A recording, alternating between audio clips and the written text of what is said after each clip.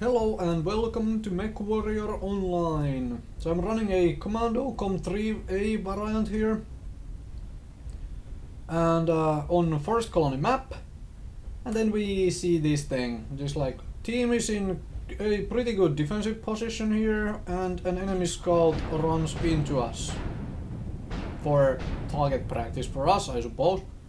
And then without actually backing off, it keeps running straight into our lines. Like, this is still, in my honest opinion, a serious mistake.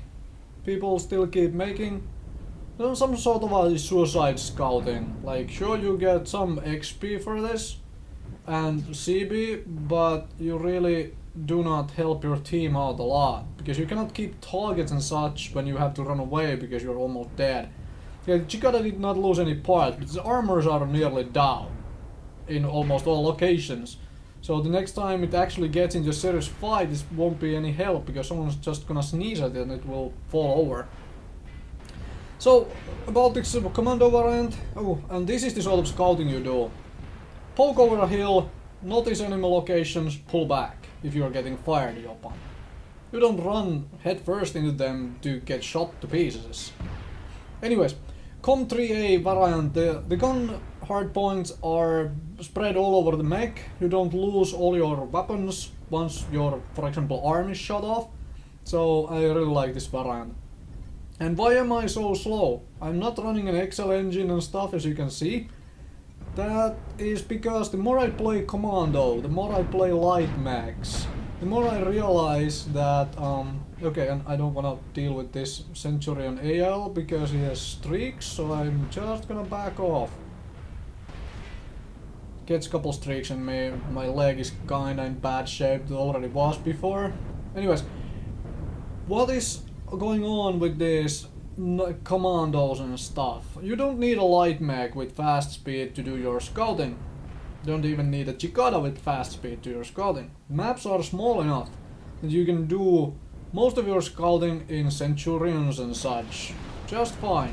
As long as your idea of scouting is actually providing accurate info and not running in there and trying to dodge fire for 15 seconds and before you have to run out because you're almost dead. So yeah. I don't like to do suicide scouting, so I can scout just as well with this mech. And also, I am working as a striker, as a fire support for these big guys. Because light mechs have the maneuverability to really help your slower speed mechs finish off a lot of fights. You work as a distraction, other things will try to shoot at you, or then they will ignore you and I'll try to avoid you. You can either run entirely around them, and this guy turns to chase me because he has streaks, and here I'm pulling, as a 25-ton mech, I am pulling a 50-ton mech out of the actual fight which was happening. I mean, if you look at the minimap, it was my whole team circling these guys, and I'm he's like still probably following me.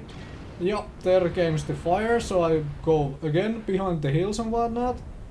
And I cut back down again to join the actual fray, and by this time my team has pretty much mopped up the enemies. A lot helped by the fact that nothing came to help the catapult I helped kill at the backline, at their backline.